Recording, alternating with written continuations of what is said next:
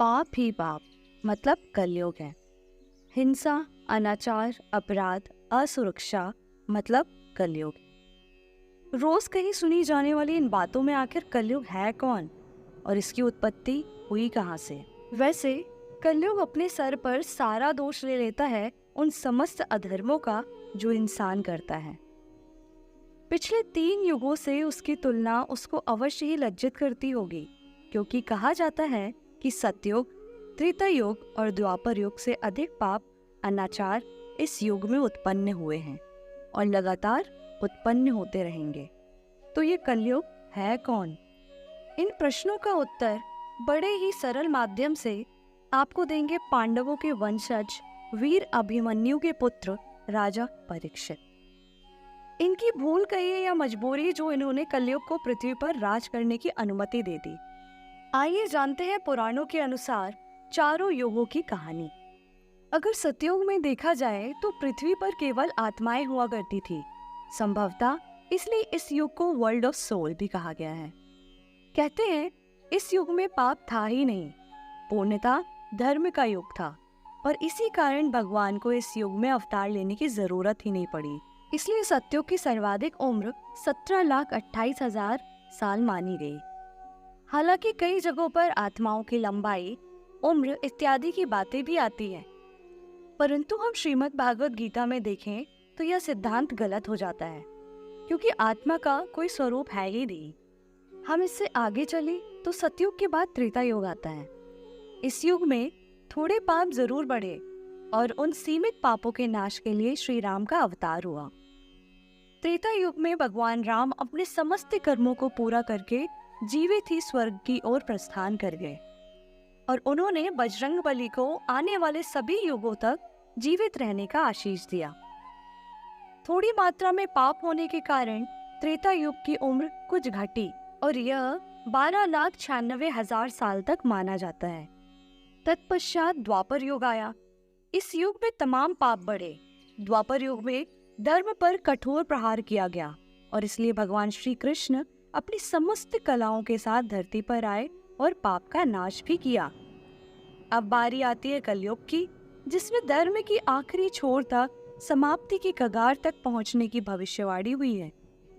छल, प्रपंच, काम, क्रोध, शत्रुता आदि व्यसनों में काफी बढ़ोतरी हुई। संभवतः इसलिए सतयुग और त्रेता से इसकी उम्र कम हुई, जो 8,64,000 साल तक मानी गई। पाप चरम पर होगा तो लालच, हिंसा की कोई सीमा नहीं होगी और ऐसे में भगवान विष्णु कल्कि के अवतार में प्रकट होंगे। कलयुग यह धरती पर आया कैसे? आते हैं मुख्य कथा पर और जानते हैं कि महाभारत की समाप्ति के बाद महाराज युधिष्ठिर ने सारा राजपाट पुत्र परीक्षित को सौंप दिया और स्वयं 5 पांडव द्रौपदी के साथ मोक्ष हेतु हिमालय की ओर प्रस्थान कर गए। परीक्षित एक सम्राट बनकर अपनी जिम्मेदारी को निभाने लगे। पांडवों के हिमालय गमन के बाद माँ धरती व धर्म माता सरस्वती नदी के अलग अलग शोर पर क्रमशः गाय व बैल के रूप में बातें कर रहे थे। गाय रूपी धरती बेहद दुखी थी, तो धर्म रूपी बैल ने पूछा कि अब तो महाभारत के पश्चात चीख पुकार, हिंसा, नफरत समाप्त हो गया है, तो आप निराश क्यों हैं? तब धरती रूपी गाय ने कहा कि हे धर्म, क्या तुम सच में देख नहीं पा रहे हो कि तुम्हारे चारों पैरों में अब एकमात्र पैर ही बचा है? धरती माँ कहती है कि पहले योगेश्वर श्री कृष्ण के चरण मुझ पर पड़ते थे और तब मैं निश्चित ही सौभाग्यशाली थी। अब ऐसा नहीं है। इन दोनों की आगे कुछ बात होती, ठीक तभी असुर के रूप में कलयुग वहां आ धमका। आते ही उसने गाय और बैल को परेशान करना शुरू कर दिया, क्योंकि आसुरी प्रवृत्ति होती ही यही है। ठीक तभी सम्राट परीक्षित वहां से गुजरे और निर्दोष निरीह गाय व बैल को दुखी होते देख उन्होंने कलयुग को ललकारा कि हे दुष्ट पापी, तू कौन है? उन्होंने कलयुग पर धनुष तानते हुए कहा कि तेरा अपराध क्षमा योग्य नहीं है और तेरा वध किया जाना ही उचित है।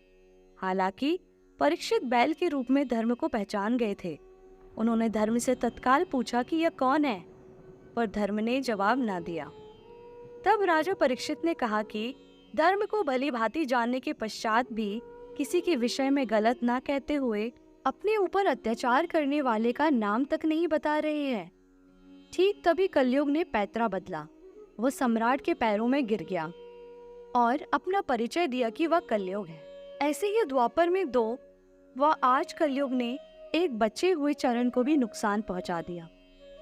ऐसे में क्रोध में आकर सम्राट परीक्षित कलयुग का वध करने ही वाले थे कि कलयुग ने उनके पैर पकड़ के शरणागति मांग ली।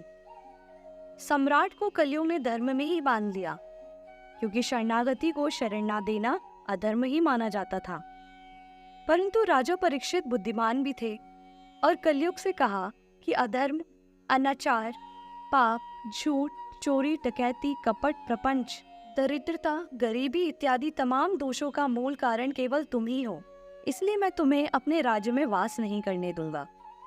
कलयुग तब गिड़गिड़ाने लगा और राजा से उसने कहा कि सम्राट, आपका साम्राज्य संपूर्ण पृथ्वी पर ही है और अगर आप मुझे ऐसे निकालेंगे तो मैं कहाँ जाऊंगा। मैं आपकी शरण में हूँ, इसलिए मुझे कोई निश्चित स्थान प्रदान करें। परीक्षित ने विचार किया और कहा कि जहाँ दूध, मद्यपान, परस्त्री गमन व हिंसा होती हो, वहाँ असत्य, मद, काम और क्रोध का निवास होता हो, तो वही तेरा स्थान निश्चित करता हूँ।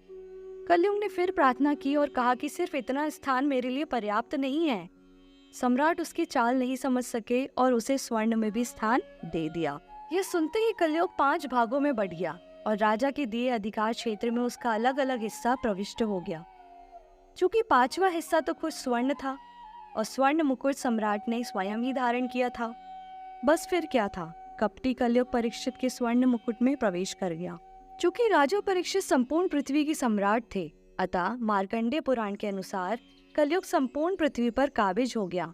शास्त्रों में युगों का आंकड़ा बताया गया है, जिसके अनुसार मानव का 1 मास पितरों के 1 दिन व रात के बराबर है, व मनुष्य का 1 वर्ष देवता के 1 दिन व रात के बराबर है। मतलब हम मनुष्य 30 वर्ष व्यतीत करते हैं, उसके बराबर देवताओं का 1 मास होता है। इसी प्रकार मानव के 360 वर्ष देवताओं का 1 वर्ष कहलाता है। अगर हम इसी गणना को लें तो मनुष्य के 4,32,000 वर्ष यानी देवताओं के 1200 दिव्य वर्ष का पूरा एक कलयुग माना गया है। अर्थात कलयुग की उम्र 4,32,000 साल लंबी बतलाई गई है। खास बात यह है कि अभी तक कलयुग का मात्र 1 चरण पूरा हुआ है। ब्रह्मवैवर्त पुराण की माने तो अभी पाप बहुत बढ़ेगा। जब कलयुग अपने चरम पर होगा तब मात्र 5 वर्ष की उम्र में स्त्री गर्भवती हो जाएगी और 16 वर्ष की उम्र तक मनुष्य का बुढ़ापा आ जाएगा।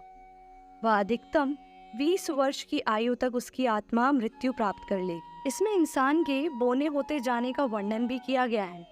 इतना ही नहीं, कलयुग का जब 50,000 साल पूरा होगा तब मोक्षदायिनी गंगा सूख जाएंगी और पाप से त्रस्त होकर श्री वैकुंठ धाम चली जाएंगी। और आप यह भी जानकर हैरान हो जाएंगे कि मात्र 10,000 वर्ष पूरे होने पर धरती से देवताओं का पलायन शुरू हो जाएगा, क्योंकि कलयुग के पापों को वो सहन नहीं कर सकेंगे। पूजा, धर्म, कर्म सब बंद हो जाएगा। प्रकृति क्रुद्ध होकर विनाश फैलाएगी और चारों ओर हाहाकार मच जाएगा। ब्रह्मवैवर्त पुराण के अनुसार ऐसी स्थिति में भगवान विष्णु कल के रूप में अवतरित होंगे। मात्र 3 दिन के लिए धरती पर आकर वह समस्त अधर्मी लोगों का नाश कर देंगे।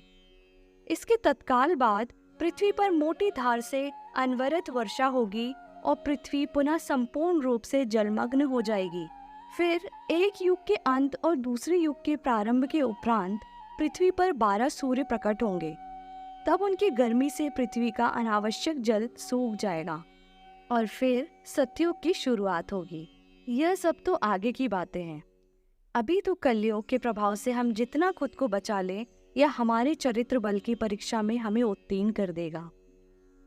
इसी से यह कथा समाप्त होती है। बोली श्री हरि विष्णु भगवान की जय।